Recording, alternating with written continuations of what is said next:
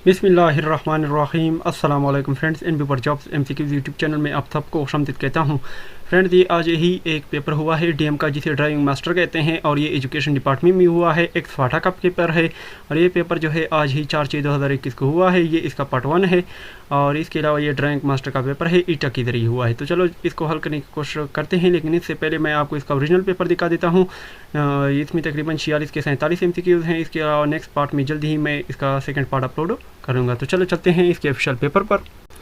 तो फ्रेंड्स, आप देख सकते हैं कि हम इसके ऑफिशियल पेपर पर आ गए हैं और ये इसका ऑफिशियल पेपर है। जैसा कि आप देख सकते हैं, ये सारा इसका ऑफिशियल पेपर है जो मैंने राइट किया हुआ है। इसके बाद नेक्स्ट पेज भी आपको दिखा देता हूँ। ये भी इसका ऑफिशियल पेपर है जो मैंने राइट किया हुआ है। डिम सा है लेकिन फिर भी मैंने इसको राइट किया हुआ है। इसके बाद नेक्स्ट जो है ये भी इसका पेज है जो मैंने इसका राइट किया हुआ है। ये 3 पेजेस जो हैं इस वीडियो में है, ये मैंने राइट किए हुए हैं। तो इसके बाद नेक्स्ट जो पार्ट है इंशाल्लाह मैं जल्दी इसका अपलोड करूँगा जैसे ये रिसीव होता है। तो फ्रेंड्स, चलो चलते हैं अपनी पीपीटी की स्क्रीन पर और वहाँ पर इसको आसानी के साथ और तफसीलन हल करने की कोशिश करते हैं। तो फ्रेंड्स, आप देख सकते हैं कि हम अपनी पीपीटी की स्क्रीन पर आ गए हैं और क्वेश्चन नंबर 1 से इसको हल करने की कोशिश करते हैं। ये इंग्लिश का क्वेश्चन है कि he said that it was a, यानी उसने कहा कि वो वर्थ वाचिंग मूवी, यानी मूवी देख रहे हैं। तो ये इसका करेक्ट आंसर है। क्वेश्चन नंबर 2 को देखते हैं कि my colleague has been up to his eyes in work ever since he return from Europe. तो ये अंडरलाइन वर्ड के नीचे जो है ये वर्ड क्या है? तो ये जो है इसका मतलब है कि इसका कुलीग जो है जैसे ही यानी एक्सट्रीमली बहुत ज़्यादा बिजी होता है जब वो यूरोप से वापस आता है अपने काम से, यानी यूरोप से वापस आता है तो क्या होता है, वो बहुत ज़्यादा बिजी होता है।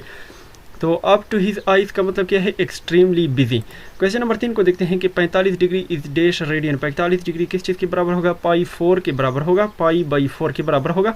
और शॉर्ट डिटेल में आप देख सकते हैं कि रेडियन जो होता है आप ऑलवेज जो है पाई को रिप्रेजेंट करता है और पाई जो इक्वल होता है 22/7 या 3/14 जो होता है। 1 डिग्री जो होता है इसका सब पार्ट जो होता है ये स्टार्ट होता है 1 मिनट से एंड सेकंड से ये स्टार्ट होता है।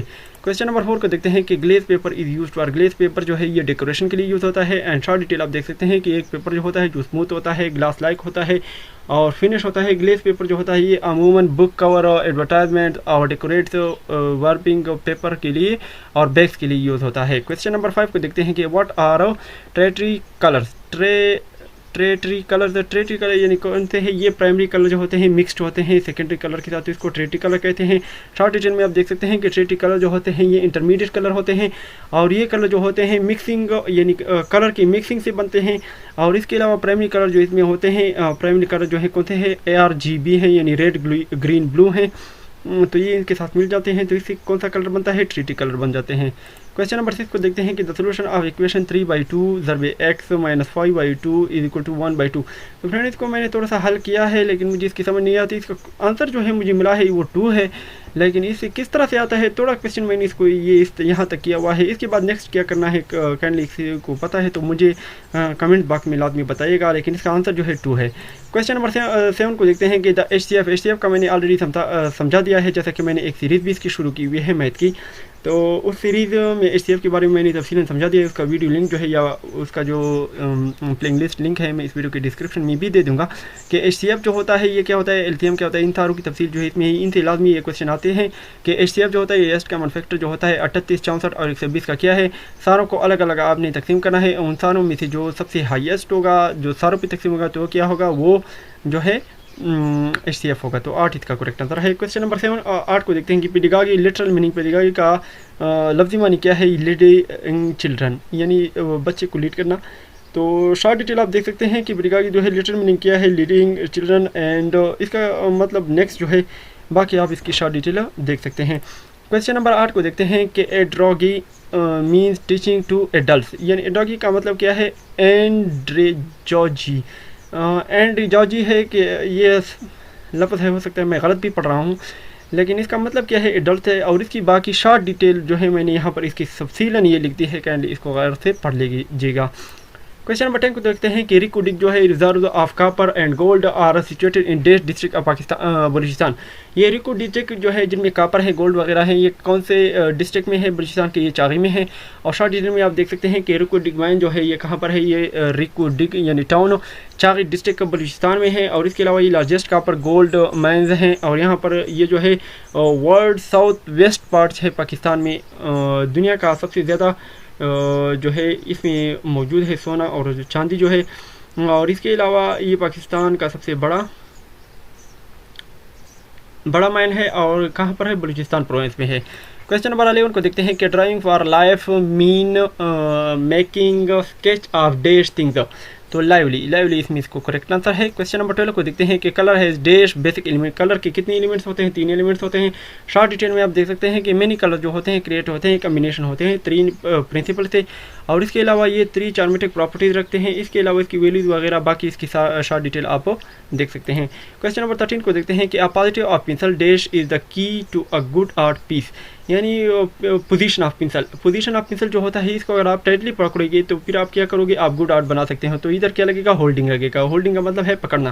क्वेश्चन नंबर 14 को देखते हैं कि if the pressure of given mass of A gas is double at the constant temperature, यानी एक गैस का मास जो है वो इसका प्रेशर जो है क्या है, एक मास पर उसका डबल है। तो इसके अलावा व्हाट हैपन टू वॉल्यूम पर क्या होता है, बिकम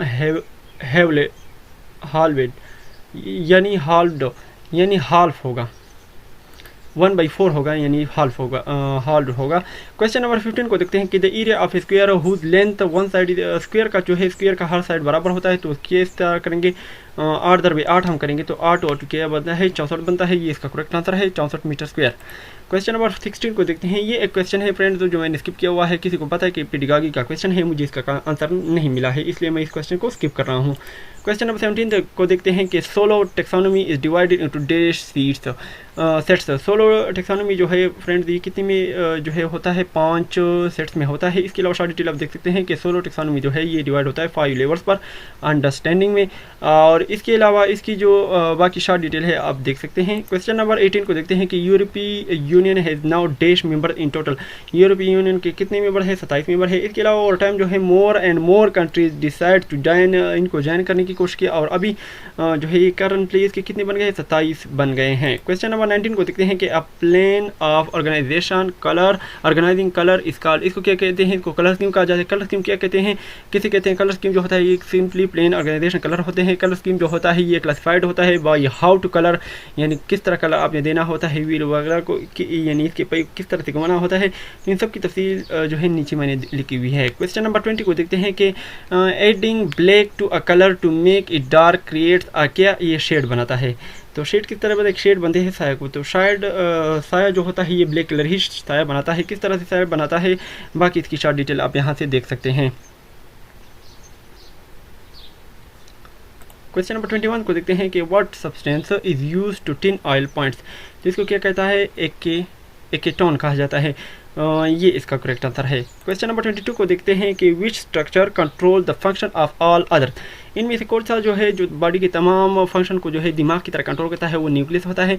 और शॉर्ट डिटेल में आप देख सकते हैं न्यूक्लियस जो होता है ये सेल की तमाम एक्टिविटीज़ को कंट्रोल करता है। और सेल जो होता है ये ब्रेन की तरह, यानी इस सेल को जो होते हैं ये ब्रेन या कंट्रोल सेंटर कहा जाता है इसको।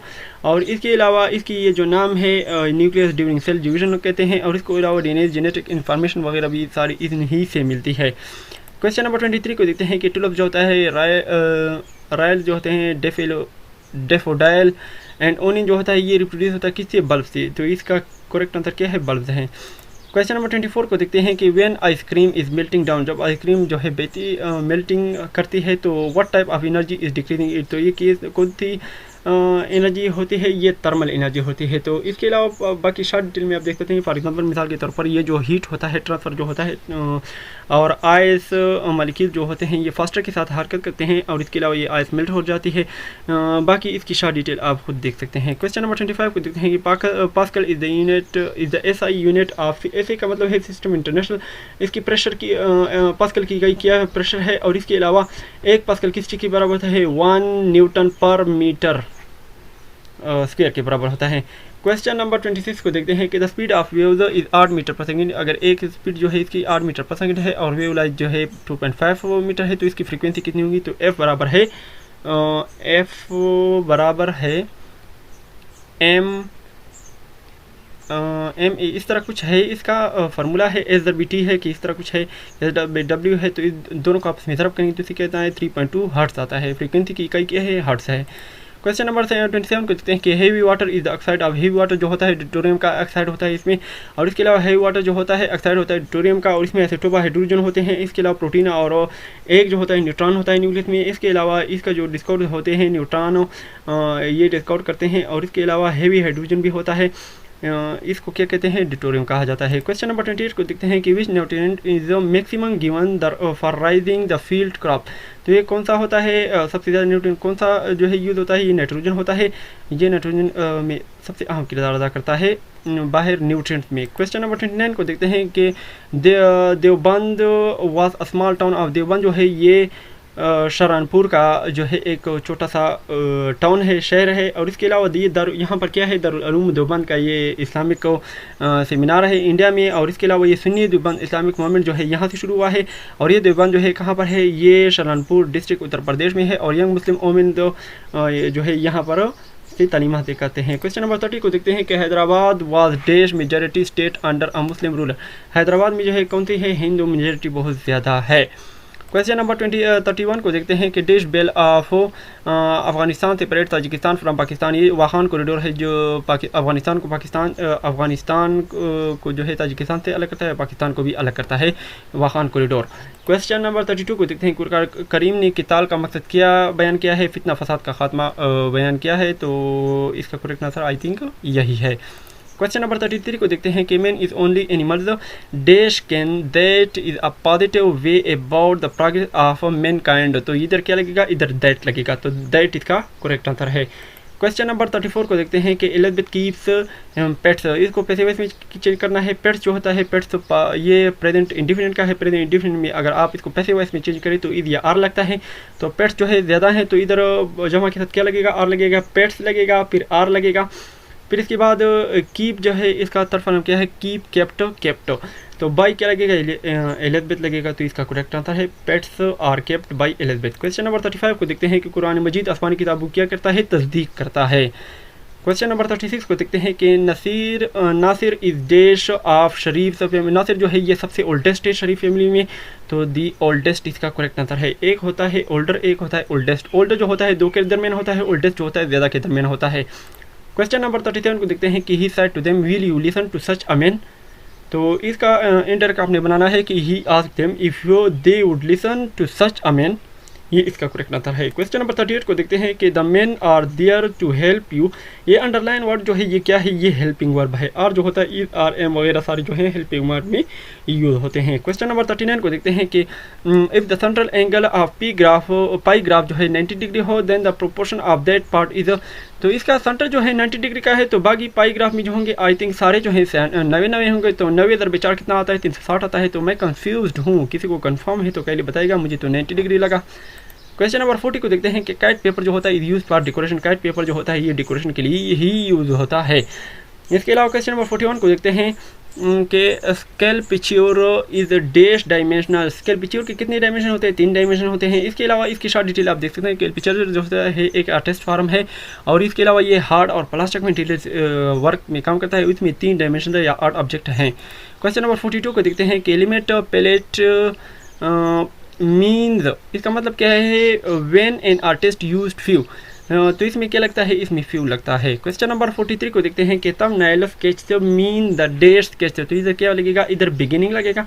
और शॉर्ट डिटेल में आप देख सकते हैं कि थंब स्केच जो होता है क्विक होते हैं, एब्रिविएशन टाइमिंग होते हैं। इसके अलावा यूजुअली डन वेरी रैपिडली यानी तेज़ी के साथ करते हैं, और इसमें अलावा जो है नो करेक्शन होती है।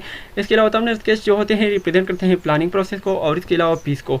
बाकी इसकी शॉर्ट डिटेल आप देख लें। क्वेश्चन नंबर 44 को देखते हैं कि dash painting dates back to ancient times. तो इधर केव लगेगा, केव पेंटिंग जो होता है इसमें काम करता है। क्वेश्चन नंबर 45 को देखते हैं कि fixative spray is use to keep the sketch clean. Fixative spray जो होता है ये स्केच को क्या बनाता है, साफ बनाता है, क्लीन बनाता है। क्वेश्चन नंबर 46 को देखते हैं कि drawing for life mean the making sketch of dish living or original thing. तो फ्रेंड्स ये 46 MCQ थे जो मैंने आप सबके साथ शेयर किए। आपको अगर हमारी वीडियो पसंद आए तो लाइक और शेयर करना ना भूलें और हमें अपनी खास दुआ में याद रखें। तब तक के लिए मुझे इजाज़त दीजिए। अल्लाह हाफिज़।